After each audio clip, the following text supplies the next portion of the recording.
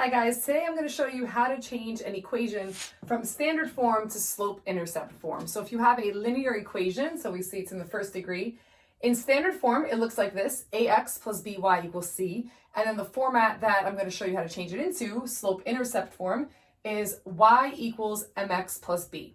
So you might want to do this because you are graphing and you find it easier to graph using the slope and y-intercept.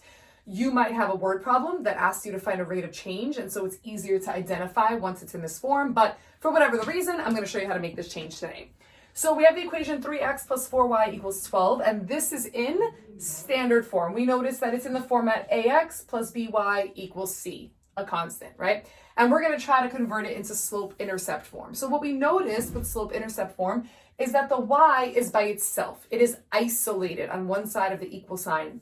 So we're going to try to do the same thing here. Now, if I want to get y by itself in this equation, and when I say by itself, I mean on one side of the equal sign. So let's look at, if I hide the right side of the equal sign. On the left side of the equal sign, there's a 4 and there's a whole term 3x that I want to get rid of if I'm going to isolate y, right? Now, when you're getting rid of terms by using inverse operations, it's easier to get rid of addition or subtraction first. So because the 3x term is being added to the 4y, I'm going to get rid of that first. And when I say get rid of it using inverse operations, I'm doing the opposite of what it's doing now. So it is a positive 3x, meaning that if I wanted to get rid of it, I would do minus 3x. So I'm going to subtract 3x. Why? Because if I do 3x minus 3x, anything minus itself is, hopefully you said 0, right? So it'll cancel out because it's 0. But now, hopefully you know that whatever you do on one side of the equation, you've also got to do on the other side. So I'm going to subtract 3x from the right side as well. So on the left, like we said a second ago, it cancels out, right, because it's 0, which means that the only thing I'm left with on the left side is a 4y. Okay, there's a plus sign before it, but it's not necessary since it's positive. I can just write 4y. My equal sign comes down. And now these are not like terms, right? So maybe you're thinking to yourself, well, I can't subtract these. I have a number and I have a term with a variable, and you're right, you can't combine them. However, that doesn't mean that we can't just write them next to each other. So I can write this as 12 minus 3x, and that would be correct.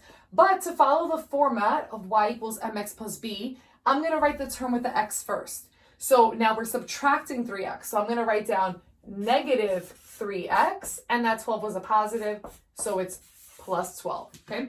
And now we're one step closer and we're almost there. Our equation now looks a little bit more like y equals mx plus b, but we notice that the y is still not on its own. It still has that 4 as the coefficient. And a coefficient is being multiplied by the variable that it is next to. So the inverse operation of multiplying is, hopefully you said dividing. And so we are going to divide by 4. Why? Because if we do, anything divided by itself is 1, and I've achieved my goal because 1 times y is just y. Okay, I'm going to say that one more time. We divided by 4 because 4 divided by 4 is 1, and 1 times y is just y, and that's exactly what we wanted. However, again, whatever we do to one side, we have to do to the other side. So we're going to come back over to the right, and we're going to divide each of these terms.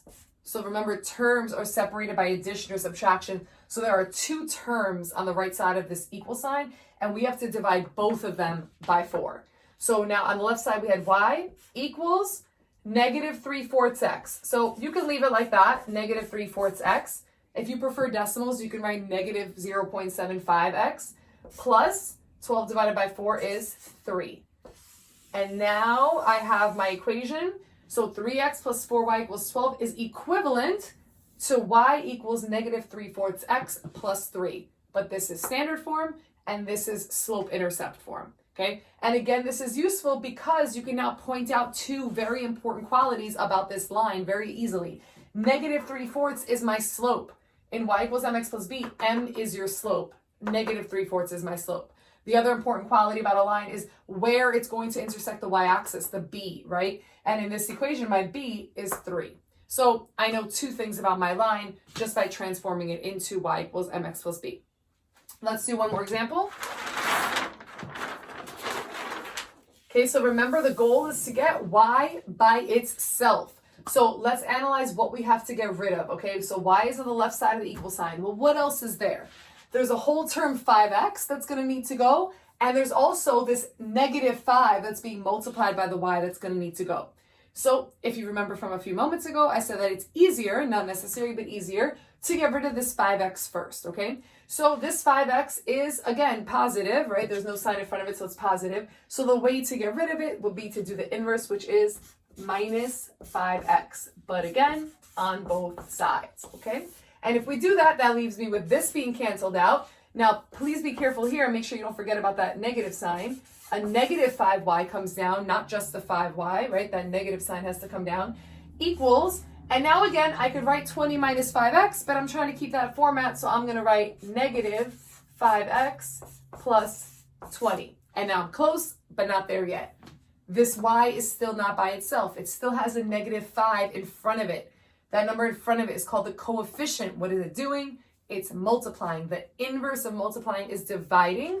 So we are going to divide by -5, divide by -5, and divide by -5. Okay? On the left side, something beautiful will happen. These will cancel out and give us y by itself. And on the right side, we have -5 divided by -5, which is 1. So it's 1x. I could write just x, or I could write 1x. And then I have 20 divided by -5, which is -4. So you can write plus -4, or you can just write -4. Either one is fine. And y is isolated. So I've achieved my goal, and I have this equation in y equals mx plus b, where I can point out my m and my b. I know that this line has a slope of 1, it's a positive slope line, and it has a b, a y-intercept of -4. These are two qualities I couldn't tell just by looking at it in standard form. So it was useful for me to have it in y-intercept form, okay? So I'm going to leave you with a practice problem. And just like last time, I'm going to put the answer to the practice problem in the description. And if you're having a hard time figuring out how I got the answer that's down there, feel free to comment and I will try to get back to you and help you, okay? Good luck.